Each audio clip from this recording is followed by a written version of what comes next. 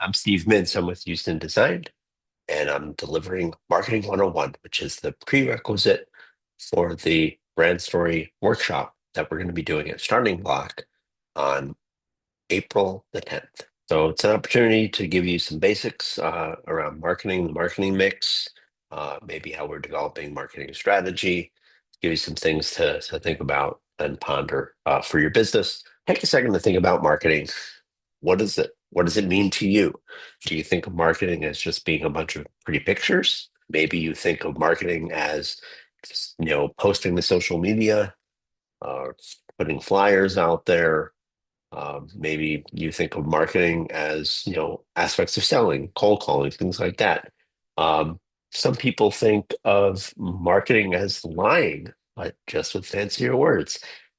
Anyway, here's the thing. Marketing is really none of those things. Marketing is simply this: it's getting the right message to the right target at the right time. You think about nothing else related to marketing but that concept, you'll be golden. Sounds easy, right?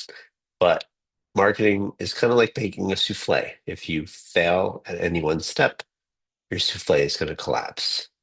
So marketing is, a lot of people think of tactics. Marketing is really more than just tactics.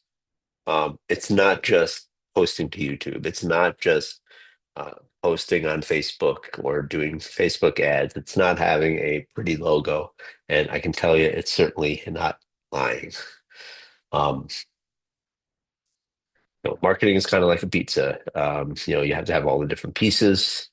You have to have a good crust and a good sauce, but without it, all you have is a cheesy mess with a bunch of toppings, right?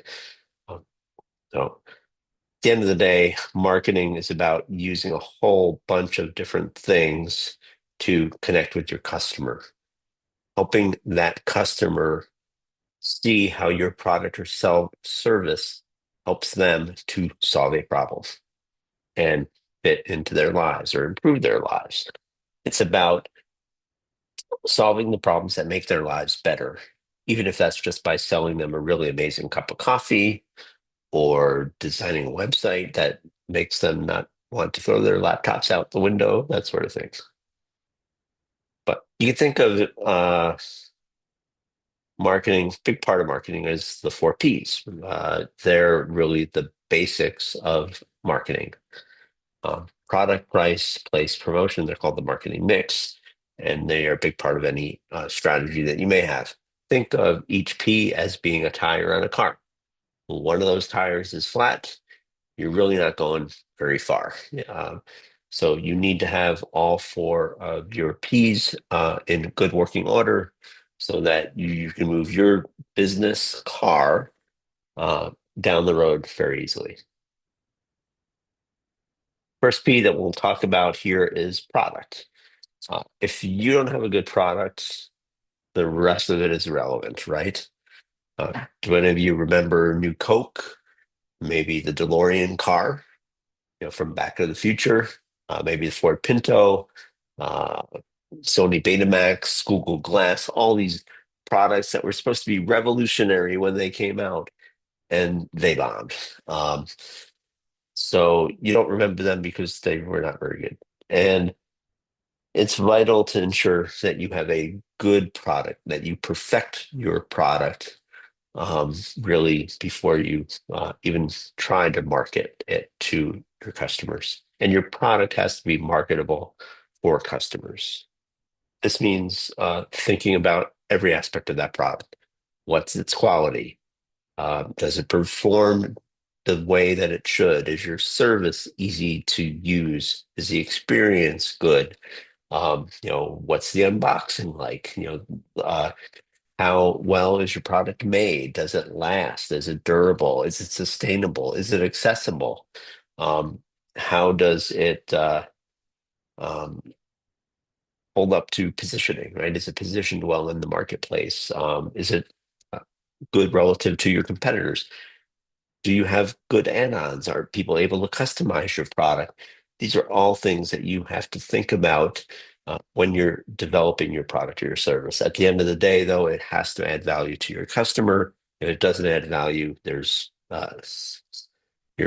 going to have a hard time being successful in the marketplace. We can then look at price. Price is central to your product or your service. You have to make sure it's priced just right. Price too high, you're not going to sell that much. That might be okay if it's priced high enough where it um, generates enough profit and you can have an ongoing concern. Maybe a luxury good or premium good, it's okay to price it high.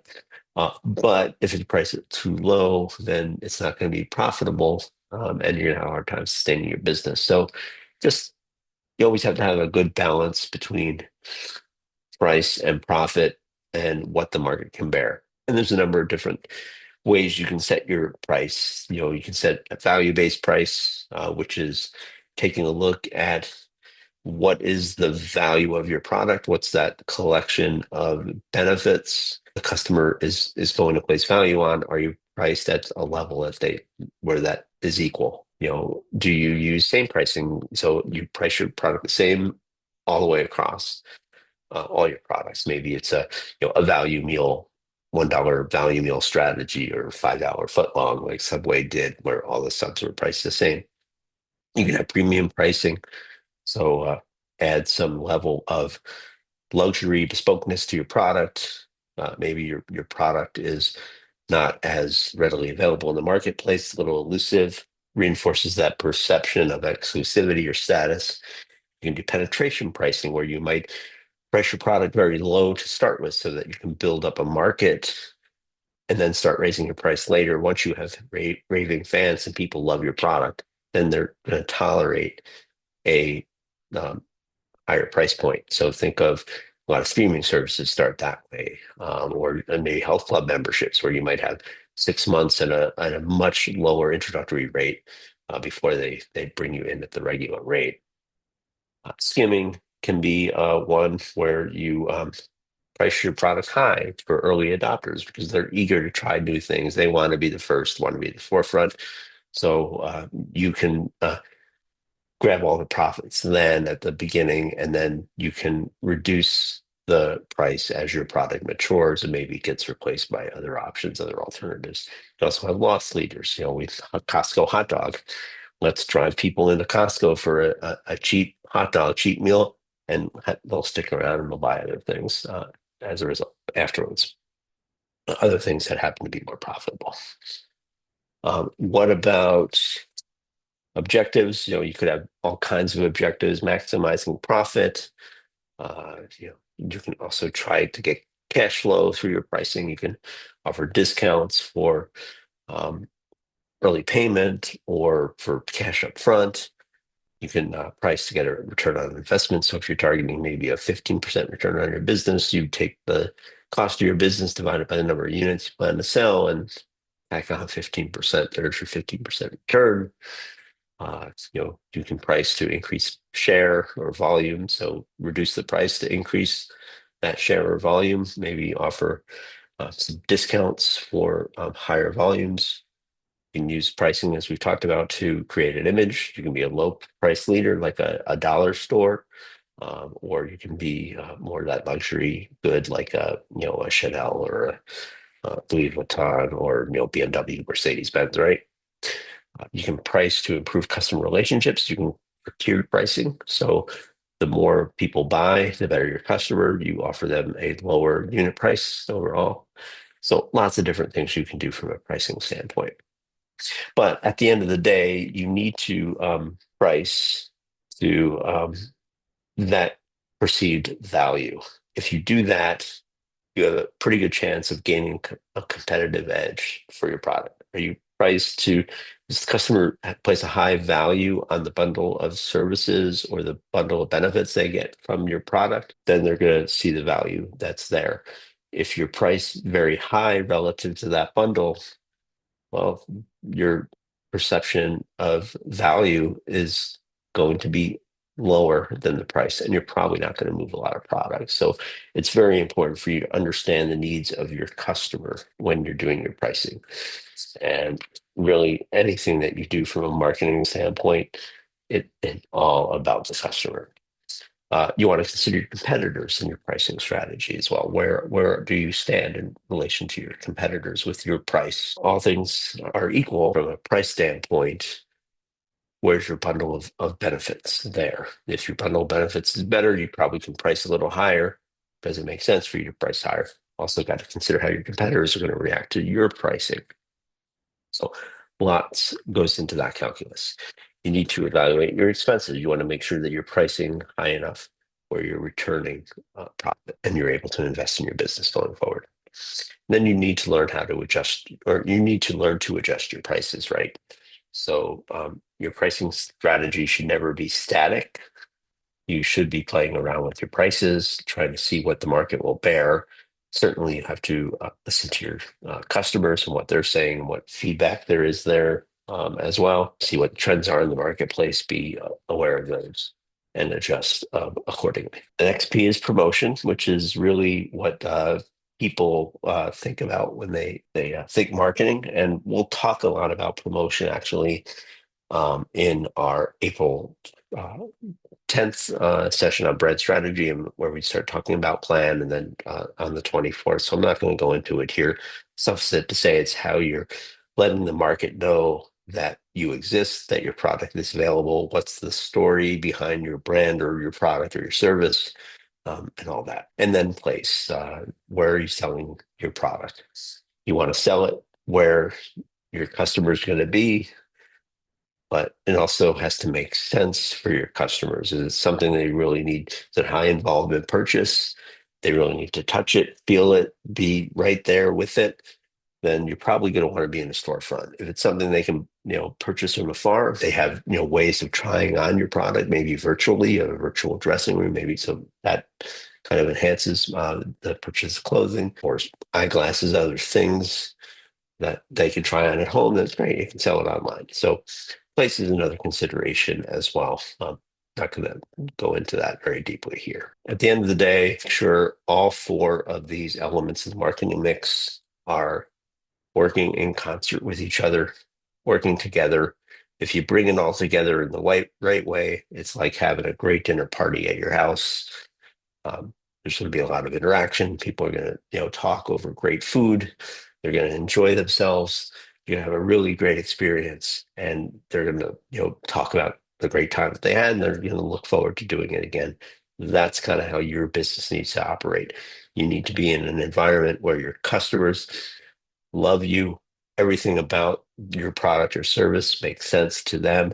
They feel good about it, and they'll be raving fans going forward. And if you can craft your marketing strategy and planning around those four P's, then you're ensuring that you're not just throwing spaghetti against the wall and see what sticks. You're actually going to move it in a direction where you're going to be able to serve that uh, right product or service to the right customer at the right time. Which brings us to what marketing is really all about at the end of the day. It's being able to communicate to your customers about what it is that you're going to deliver, what's your promise, what problem are you helping to solve, how are you solving it. So you communicate it, then you deliver exactly what you said you were going to deliver. And at the end of the day, there's an exchange that's happening for them getting that solution to their problem. They're then providing you with the money and that exchange. And then they're taking that exchange further, because if you've done it well, they're going to be satisfied. They're going to buy more. And then they're going to tell their friends and be raving fans and talk about you all the way through. They're going to leave your dinner party, they're going to leave your business happy and satisfied. So, what do you need to do to cook up a great marketing program, right? Well, it starts out with research. You research your market. What's happening in the marketplace? What's happening in the environment around your marketplace? Some people will talk about pestle analysis. So looking at the political, economic, social, technological, legal, and environmental factors that are going on all around you. That's something you're going to want to research. How is that impacting you? How's it impacting your market? What are your competitors doing? Understanding all that. You want to understand your target audience as well. So, who are they? What are their goals? What are they trying to accomplish? What problems are they trying to solve? What are their needs? What are their uh, attributes? What are their demographics? What's their life stage? What are their behaviors? What are their anxieties? What are they all about? Want to understand who that target audience is. How does your target audience differ from the rest of the market? Can you carve out that niche for a target audience that's appropriate for your product? Then goals. You have to establish some goals. So what are you trying to accomplish? Are you trying to grow market share? Are you trying to sell X number of products? Are you trying to get X number of revenue? Then you have to develop strategy, a plan to get uh, those goals, achieve those goals. What are those tactics that are tied to that strategy that's going to help you achieve your goals? Then at the end, you have to evaluate how you're doing and take a look back and see what needs to change. What do I need to improve? What tactics are working? What tactics are not working? Do I need to reinvest my investment in my marketing and try other tactics or double down on the ones that are really working? Evaluation. It's kind of like, you're cooking up this great meal as you're cooking the soup. You don't wait till you get to the table to taste it, right? You're going to try and taste it as you're going along, and then yeah, you'll add a little salt here to the soup, or maybe you're baking a cake in the oven. You'll check to see if is it done. Oh, okay, I need to add a few more minutes so that I can create a little crumb instead of having it turn into some gloopy mess. So kind of getting closer to the end of this, so bear with me for a few more minutes. But I think there's three essential marketing questions that you need to ask. These questions are: who am I talking to? And everyone is not the answer. You should not have a target market that encompasses the universe. That doesn't work real well. We'll talk more about that on the 10th. You need to ask, what problem am I solving for that target audience? Because your business is a solution, but what's the problem that people are coming to you for? And the better you can articulate what that problem is that they're looking to solve, the better off you will be in solving it for them. And finally, how am I different from my competitors? If your answer is we care more, well, hey, try again, because everybody cares. You need to stand out from the crowd. So we'll talk about this a little bit more. So who are you talking to? No, you want to build a very specific persona of who you're talking to. And I said it just a few minutes ago. It's what are their behaviors? What are their demographics? What life stage are they in? Um, what do they care about? What are their pain points? What are their interests? What are their motivations? You really want to be as specific as you can. Sometimes, in marketing, we'll take a look at, a character, think of Walter White, right? We might, have someone in mind like him. So we have a picture of who that is. We know, hey, Walter is someone who cares very deeply about his family. He's a dad, mid 40s, early 50s. He's in education. You know, he's very calculating. He's ruthless. He's struggling financially. We might say he's our target audience. Or maybe, maybe I own a makeup company and I'm looking at, someone like, a professional woman, very successful, very artistic, really wants to express herself. She's into social justice. She's very socially conscious and aware. She doesn't compromise on her ethics. She's a vegan. She's sustainable. So, hey, maybe I create this line of sustainable animal-free cosmetics that I'm going to market. And this person is like Lady Gaga, right? That type of person. So that's my product. Maybe that's where I'm going to niche to somebody like that. And I'm going to build my messaging around, hey, make up the stage, express yourself unapologetically. I don't know, something like that. But you can do this for any target audience you choose. You just choose one or two and stick to it. That becomes your target. That's who you go after. So it could be busy, stressed out moms who need a quick, healthy meal option, or it could be small business owners who hate dealing with bookkeeping. Give that persona a name, a personality, favorite coffee order, whatever you want to do. Make it feel human to you and see it in your mind. Okay. What problem are you solving? Well, solve a problem. Don't just sell a product. People buy things because they have a problem.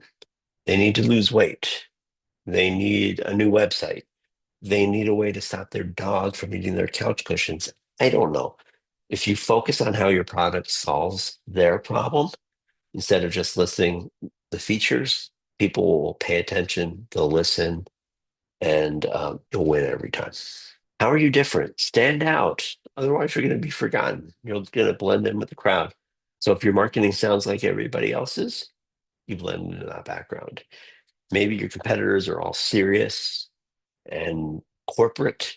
So maybe you want to be the one who's a little quirky and humorous. Be fun.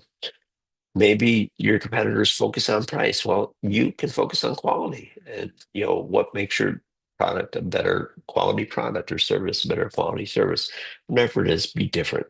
Nobody remembers those who play it safe. Also want you to focus on the brand and messaging way before you jump into tactics. Don't jump into the tactics. Make sure you have branding correct. Make sure you understand what you stand for and what your story is, what your messaging is going to be before you dive into tactics. And we'll talk about it again on the 10th in a little more detail. But if you just jump in and go right to the tactics, you're just throwing spaghetti against the wall, and that's a very messy situation, going to require a lot of cleanup. So before I leave, there's probably three things that I think you can start focusing on even today that'll help prepare you for our sessions in April. One is get some clarity around your messaging. Is your messaging clear? Make sure that messaging is clear on your website and all your sales collateral everywhere that it is. If you feel confident about your messaging, great, you can update it now and take care of it. Otherwise, we'll talk about brand story, and that's the goal of brand story. But start thinking through about your message. Customers, testimonials are awesome. If you have testimonials, great. If you don't, start collecting them. Start asking happy customers for reviews and start posting them or send them to Google, send them to Yelp, send them to Facebook, wherever your customers are to find out about you, wherever they're looking for reviews. Send your happy customers there. Don't send all your customers there, just your happy ones. And if you want to do social media, you're doing social media, stick to one platform. Be consistent on one platform. Try and do 2 or 3 good quality posts every week. Do a post that highlights a positive experience, positive interaction. Do a post that highlights an employee of yours and tell their story, makes them human, makes it so that someone can see that and say, "Oh, that's the type of person I want to do business with." Those are 2 examples of posts that you can do. But stick to one platform and be consistent 2 or 3 times a week. That's all you need to do from a social media standpoint. So, one final thought: marketing is a marathon, it's not a sprint. So, take your time, take it easy, plan. You're not going to just go out and run a marathon tomorrow. You're going to plan. You're going to, um, take the time to get up to speed with where you need to be. You're going to think about your nutrition. You're going to think about your pace, your equipment. There's a whole lot of thought that needs to go into it. Marketing is the same way. Your business is the same way. Think, take time to plan, and then once you plan, then execute it. So that's about it. If you plan and you focus on the fundamental, I guarantee you will be you'll be ahead of 95% of your competitors. I promise you that. So go forth, market smart. Remember, people want to buy from brands they connect with, and make sure yours is one of them.